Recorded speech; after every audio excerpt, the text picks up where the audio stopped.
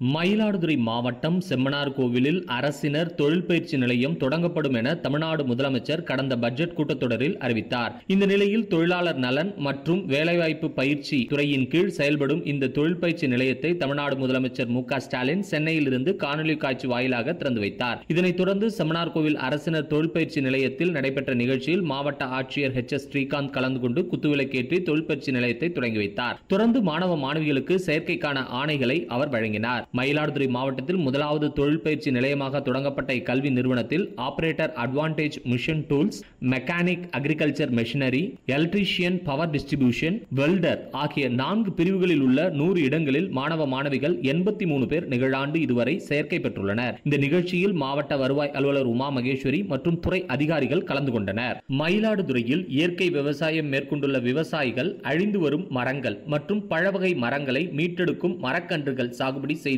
பயன்பெறும் வழிமுறைகள் குறித்து ஈஷா யோகா சார்பில் விவசாயிகளுக்கான ஆலோசனை கூட்டம் மற்றும் பயிற்சி நடைபெற்றது. மண்டல ஒருங்கிணைப்பாளர் செந்தமிழ்ச்செல்வன் தலைமையில் நடைபெற்ற நிகழ்ச்சியில் மாவட்ட ஒருங்கிணைப்பாளர் சங்கர், மாவட்ட துணை ஒருங்கிணைப்பாளர் சதீஷ் ஆகியோர் மரக்கன்றுகள் சாகுபடி, அதில் ஊடுபயிர் சாகுபடி செய்து வருவாய் ஈட்டும் வழிமுறைகள் குறித்து ஆலோசனைகள் மற்றும் பயிற்சிகள் அளித்தனர். இதில் திரளான இயற்கை விவசாயிகள் கலந்து கொண்டு பயனடைந்தனர்.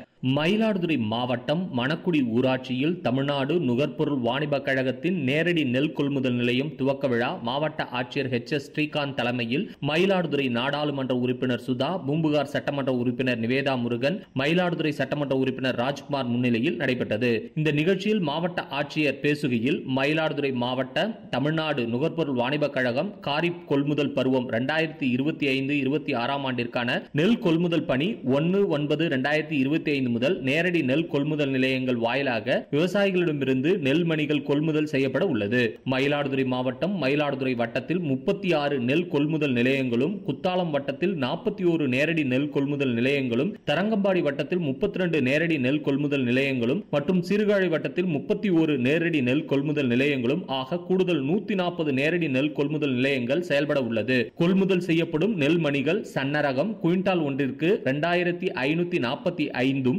அரசின் குறைந்தபட்ச ஆதார விலை 2389, ஊக்கத்தொகை ரூபாய் 156, பொது ரகம் குவிண்டால் ஒன்றிற்கு 2500, அரசின் குறைந்தபட்ச ஆதார விலை 2369, ஊக்கத்தொகை ரூபாய் 131 வழங்கப்படுகிறது. விவசாயிகளின் நலனை கருத்தில் கொண்டு பயோமெட்ரிக் கருவி மூலம் விரல் ரேகை பதிவதன் மூலமும், ஆதார் எண்ணில் பதிந்திருக்கும் கைபேசி எண்ணிற்கு OTP பெறுவதன் மூலமும் விவசாயிகளின் விவரத்தை பதிவு செய்து நெல் மூட்டைகள் விற்பனை செய்து பயன்பெறலாம். விவசாயிகள் நெல் கொள்முதல் நிலையத்திற்கு வரும்பொழுது ஆதார் அட்டை, ஆதார் எண்ணுடன் இணைக்கப்பட்ட கைபேசி, வங்கி கணக்கு புத்தகம் மற்றும் நிலத்திற்குரிய பட்டா, சிட்டா அடங்கிய ஆவணங்களுடன் நேரடி நெல் கொள்முதல் நிலையங்கள் மூலம் விற்பனை செய்து பயன்பெறலாம். விவசாயிகளிடம் கொள்முதல் செய்யப்படும் நெல்லுக்குரிய தொகையினை விவசாயிகளின் வங்கி கணக்கில் மின்னணு பரிவர்த்தனை முறையில் உடனுக்குடன் தொகை வரவு வைக்கப்படும் என மாவட்ட ஆட்சியர் அவர்கள் தெரிவித்தார். இந்த நிகழ்ச்சியில் மாவட்ட வருவாய் அலுவலர் உமா மகேஸ்வரி, தமிழ்நாடு நுகர்பொருள் வாணிப கழக முதுநிலை மண்டல மேலாளர் நலீனா,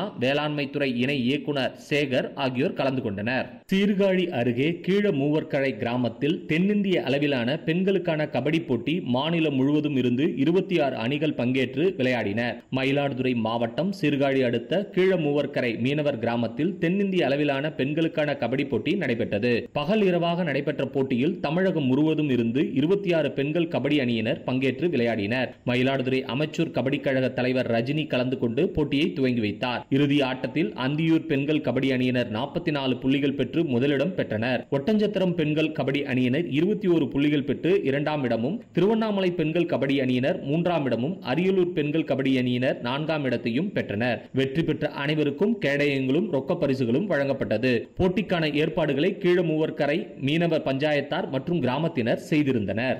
மயிலாடுதுறை மாவட்டத்தில் நிகழாண்டு 95,000 ஏக்கர் நிலப்பரப்பில் சம்பா சாகுபடி பணிகள் மேற்கொள்ளப்பட்டுள்ளன. விவசாயிகள் அறுவடை செய்யும் நெல்லை கொள்முதல் செய்வதற்காக மாவட்டம் முழுவதும் 140 நேரடி நெல் கொள்முதல் நிலையங்கள் இதுவரை திறக்கப்பட்டு செயல்பட்டு வருகிறது. விவசாயிகளின் தேவைக்கு ஏற்ப கூடுதல் நெல் கொள்முதல் நிலையங்கள் திறக்கப்படும் என மாவட்ட ஆட்சியர் H.S. ஸ்ரீகாந்த் தெரிவித்தார்.